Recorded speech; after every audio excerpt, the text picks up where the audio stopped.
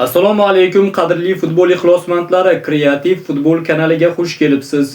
Bugun biz sizlarga O'zbekiston-Portugaliya uchrashuvidan oldin bo'layotgan yangiliklar va qiziqarli ma'lumotlarni sizlar bilan bo'lishamiz. Agarda ushbu video sizga yoqadigan bo'lsa, like bosib ushbu videoni boshqa hamyurtlarimizga ham yetib borishi uchun o'z hissangizni qo'shing hamda kanalimizga obuna bo'lishni ham unutmaysiz degan umidimiz bor.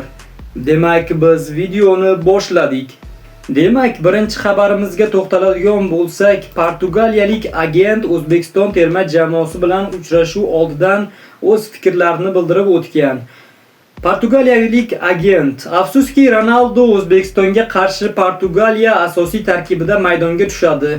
Jahon chempionati 2026 musobaqasining guruh bosqichi 2-turida Portugaliya terma jamoasi O'zbekiston milliy jamoasiga qarshi maydonga tushadi." Ushbu uchrashuv arafasida futbol agenti Paulo Barboza o'z fikrlarini o'rtoqlashdi. "O'yin oson bo'lmaydi. Afsuski, Ronaldo asosiy tarkibda maydonga tushadi. Holbuki uning hozircha to'liq tayyor emasligini ko'rib turibmiz. U avvalgi o'yinlarda ham optimal holatda emasdi. Jamoadagi ko'plab futbolchilar ham hozir eng yaxshi sport formasida emas", deya Barbozaning so'zlarini keltiradi Match TV. Eslatib o'tamiz, birinchi turda Portugaliya Kongo Demokratik Respublikasi o'rtasidagi bahs 1-1 hisobidagi durang bilan yakunlangan edi. O'zbekiston hamda Kolumbiya o'rtasidagi bahs esa 3-1 hisobida kolumbiyaliklar foydasiga hal bo'lgandi. Ushbu Portugaliya hamda O'zbekiston terma jamoalari o'rtasidagi to'qnashuv bugun soat 22:00 da start olishi belgilangan. Ikkinchi xabarga to'xtaladigan bo'lsak, O'zbekistonning strategiyasini yaxshi bilaman degan bir portugaliyalik futbolchi Portugaliya terma jamoasi futbolchisi Francisco Conceição Jahon chempionati guruh bosqichining 2-tur doirasida O'zbekistonga qarshi bo'ladigan bahs oldidan o'z fikrlari bilan o'rtoqlashgan. Sky Sport nashriga bergan intervyusida portugaliyalik winger O'zbekiston terma jamoasining taktikasi va himoyadagi harakatlarini alohida ta'kidlab o'tdi.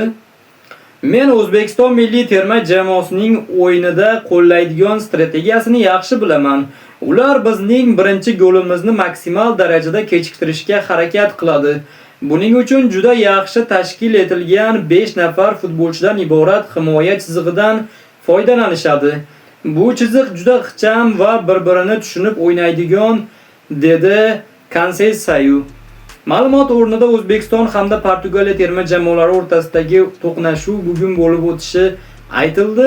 Hamda shuni ham ta'kidlab o'tmoqchimanki, ushbu uchrashuvni jonli ravishda tomosha qilishni bilmayotgan muxlislarimiz uchun bu uchrashuvni Zo'r TV hamda Sport TV jonli efirda namoyish etadi hamda boshqa davlatlarda, chet elda yurgan yoki mana shu uchrashuvni tomosha qilishni bilmayotgan hamyurtlarimiz bizning Telegram sahifamizga o'tib ushbu uchrashuvni jonli ravishda tomosha qilishlari mumkin bo'ladi. Biz ushbu to'qnashuvni jonli ravishda o'zimizning Telegram sahifamiz orqali uzatamiz.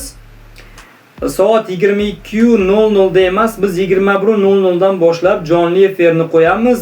Ushbu o'yindan oldin biz bir qancha boshqa videolar hamda o'zimizning tayyorlab qo'ygan videolarni qo'yib turamiz ungacha va o'sha jonli efir boshlanishi bilan ushbu to'qnashuvni sizlarga taqdim etamiz. Albatta, opisiya yoki kommentariyadagi Telegram sahifamiz silkasiga o'tib bizga obuna bo'ling va ushbu uchrashuvni jonli ravishda tomosha qiling.